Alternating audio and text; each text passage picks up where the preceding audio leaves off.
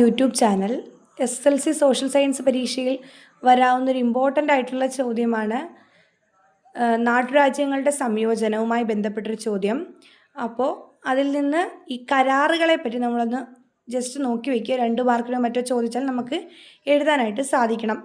സ്വതന്ത്ര ഇന്ത്യ നേരിട്ട മറ്റൊരു പ്രധാന വെല്ലുവിളിയായിരുന്നു നാട്ടുരാജ്യങ്ങളുടെ സംയോജനം. 3 കരാറുകളിലൂടെയാണ് സംയോജന പ്രക്രിയ നടപ്പിലാക്കപ്പെട്ടത്. ഏതൊക്കെയാണ് കരാറുകൾ? തൽസ്ഥിതി കരാർ അഥവാ സ്റ്റാൻഡ് സ്റ്റിൽ എഗ്രിമെൻ്റ്, രണ്ടാമത്തെ പ്രവേശന കരാർ ഇൻസ്ട്രുമെൻ്റ് ഓഫ് അക്സഷൻ, മൂന്നാമത്തത് സംയോജന കരാർ മെർജർ എഗ്രിമെൻ്റ്. ഇതിൽ ഏറ്റവും കൂടുതൽ ചോദിക്കാൻ സാധ്യതയുള്ളത് തൽസ്ഥിതി കരാറുകളെ പറ്റിയിട്ടാണ്. എന്തായാലും നമുക്ക് 3 ഒന്ന് വായിച്ചു വയ്ക്കാം. തൽസ്ഥിതി കരാർ നാട്ടുരാജ്യങ്ങൾ അവരുടെ നിലവിലെ അവസ്ഥ തുടരണമെന്നായിരുന്നു കൊടുത്തിരുന്ന ഈ കരാറിലെ വ്യവസ്ഥ. ഇതിലൂടെ ഈ രാജ്യങ്ങൾ പാകിസ്ഥാനിൽ ചേരുന്നത് തടയാൻ സാധിച്ചു. അപ്പോൾ എന്താണ് തൽസ്ഥിതി കരാർ? നാട്ടുരാജ്യങ്ങൾ അവരുടെ നിലവിലെ അവസ്ഥ തുടരണമെന്നായിരുന്നു ഈ കരാറിലെ വ്യവസ്ഥ. ഇതിലൂടെ രാജ്യങ്ങൾ പാകിസ്ഥാനിൽ ചേരുന്നത് തടയാൻ സാധിച്ചു.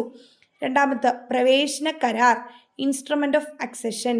നാട്ടുരാജ്യങ്ങൾ ഇന്ത്യൻ യൂണിയനിൽ ലയിക്കുന്നതിനുള്ള സമ്മതം നൽകുന്ന കരാറായിരുന്നു ഇത്.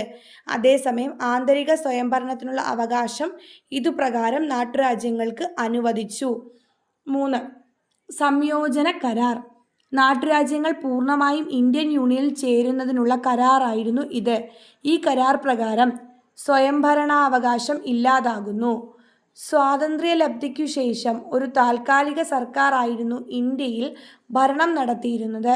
ജനാധിപത്യ വ്യവസ്ഥയുടെ സ്ഥാപനത്തിനായി ജനങ്ങളാൽ തിരഞ്ഞെടുക്കപ്പെട്ട ഒരു ഗവൺമെൻറ് ഉണ്ടാകേണ്ടത് ആവശ്യമായിരുന്നു.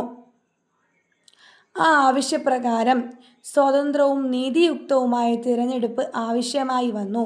ഇതിനു വേണ്ടി ഭരണഘടന അനുസൃതമായി 1950 ജനുവരി 25 ഇലക്ഷൻ കമ്മീഷൻ നിലവിൽ വരുന്നു. 1951 ഒക്ടോബർ മുതൽ 1952 ഫെബ്രുവരി വരെയായിരുന്നു ആദ്യ പൊതു തെരഞ്ഞെടുപ്പ്. ഇതിൽ 2 ഇമ്പോർട്ടൻ്റ് ആയിട്ടുള്ള കരാറുകളെ പറ്റി ഓർത്തു വയ്ക്കണം. എന്താ പ്രവേശന കരാർ? നാട്ടുരാജ്യങ്ങൾ ഇന്ത്യൻ യൂണിയനിൽ ലയിക്കുന്നതിനുള്ള സമ്മതം നൽകുന്ന കരാറായിരുന്നു പ്രവേശന കരാർ. അതേസമയം ആന്തരിക സ്വയംഭരണത്തിനുള്ള അവകാശം നാട്ടുരാജ്യങ്ങൾക്ക് അനുവദിച്ചു. മറ്റെന്തായിരുന്നു കരാറിൻ്റെ പേര്? തൽസ്ഥിതി കരാർ. നാട്ടുരാജ്യങ്ങൾ അവരുടെ നിലവിലെ അവസ്ഥ തുടരണമെന്നായിരുന്നു ഈ കരാറിലെ വ്യവസ്ഥ.